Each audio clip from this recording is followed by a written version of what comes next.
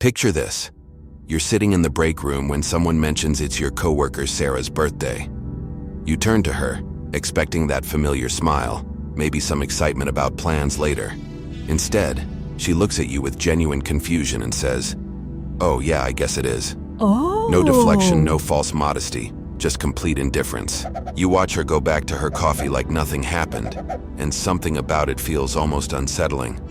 Most of us spend weeks anticipating our birthday, posting countdown stories, dropping hints about what we want. But Sarah?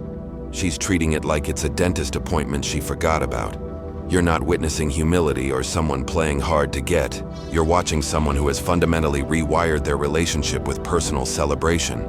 And the psychology behind this behavior reveals something fascinating about how different minds process significance, expectation, and self-worth. People who genuinely don't care about their birthdays aren't just being casual about one day. They've developed distinct psychological patterns that reshape how they experience recognition entirely. These aren't variations of the same personality type.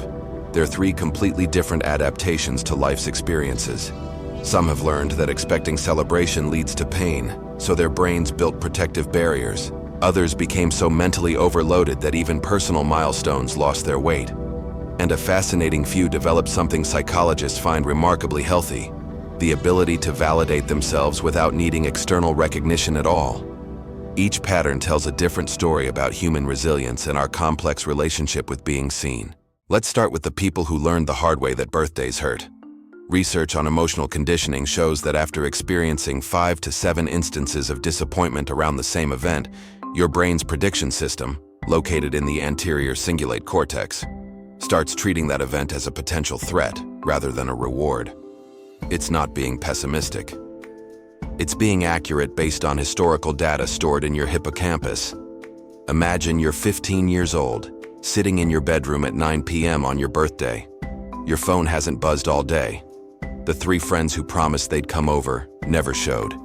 Your parents are arguing downstairs about something unrelated.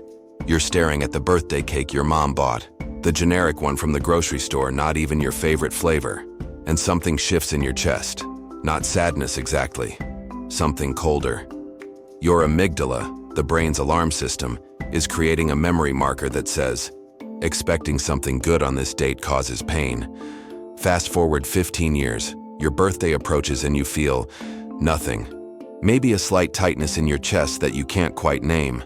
What you don't realize is that your brain has essentially trained itself to preemptively numb any anticipation. Neuroscientists call this predictive processing. Your mind has learned that the neurochemical crash following unmet expectations is worse than feeling nothing at all.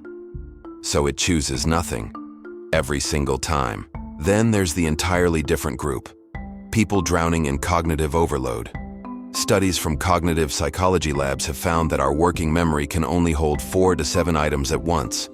When you're juggling 47 priorities, work deadlines, family obligations, financial stress, health concerns, your prefrontal cortex enters what researchers call cognitive triage mode. Picture yourself during a normal Tuesday.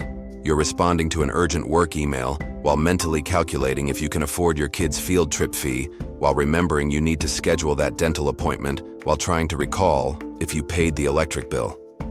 Your brain is running at 127% capacity. Birthdays, anniversaries, these aren't even on the radar anymore. Here's what's actually happening in your brain. When cognitive load exceeds a certain threshold, your hippocampus, the region responsible for tagging memories as important, starts failing to encode significance markers. It's not that you don't care about your birthday. It's that your brain literally cannot process it as meaningful because all available mental bandwidth is consumed by immediate survival tasks. The date passes, and you genuinely don't notice until someone points it out 3 days later. But here's where it gets truly fascinating. The third group represents something that psychologists find remarkably rare.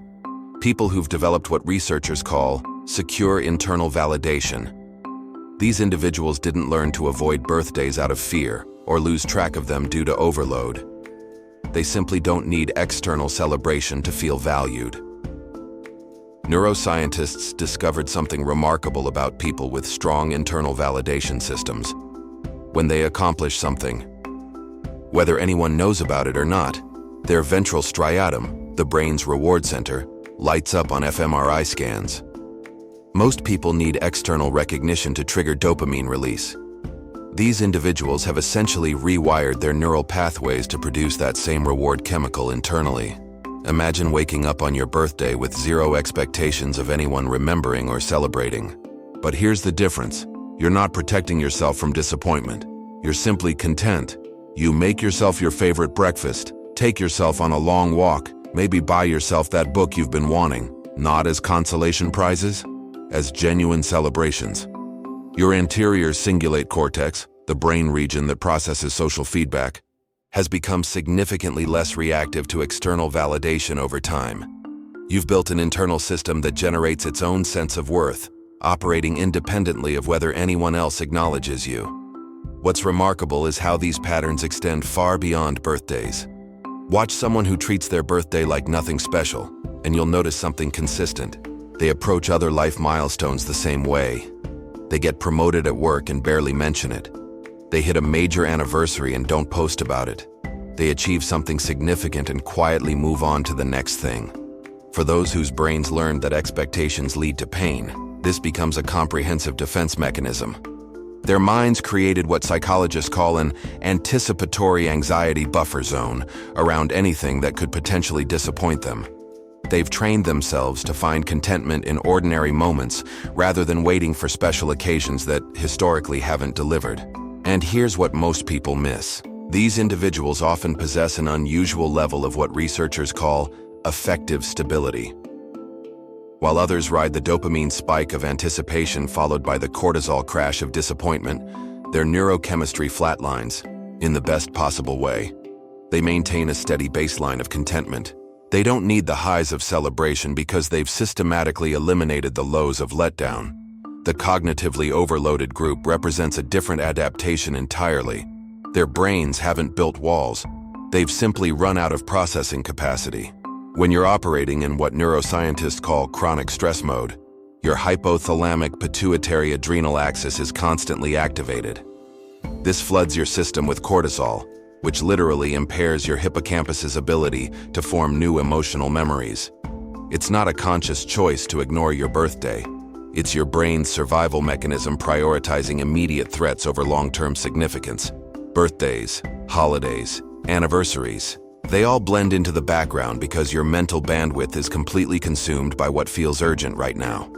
The fascinating and somewhat troubling part is that many people in this category don't even realize what's happening. They've normalized their state of cognitive depletion to the point where feeling nothing about personal milestones seems reasonable. They've mistaken survival mode for personality. But here's what nobody talks about when they celebrate these birthday-indifferent people as emotionally evolved or admirably low maintenance. There are real costs to each of these adaptations. For those who learn to expect nothing, yes, you've protected yourself from disappointment. But research on neuroplasticity shows that when you train your brain to expect nothing, you're also dampening your capacity for surprise and delight. Neuroscientists call this hedonic adaptation in reverse. Your brain's reward prediction error signal, the mechanism that creates joy when something exceeds expectations, starts to atrophy from underuse. You've capped your disappointment, but you've also capped your capacity for wonder. For the cognitively overloaded, operating in constant survival mode has documented effects on your hippocampus, prefrontal cortex, and overall mental health. What feels like you're handling it might actually be your brain slowly losing its ability to process significance at all. You're not being strong, you're being depleted.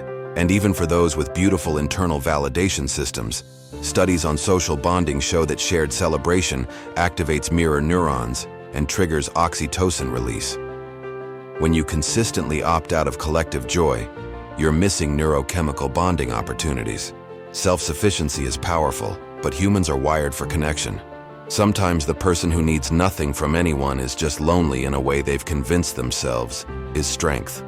So what does all of this actually mean? Whether you're someone who treats birthdays like a celebration or just another 24 hours, both approaches reveal something profound about your psychological wiring. Some people learned through painful repetition to protect themselves. Others got so overwhelmed by life that significance itself became noise. And some achieved genuine internal validation that most of us spend lifetimes trying to develop. The real question isn't whether celebrating birthdays is right or wrong. It's understanding what these patterns reveal about human adaptation.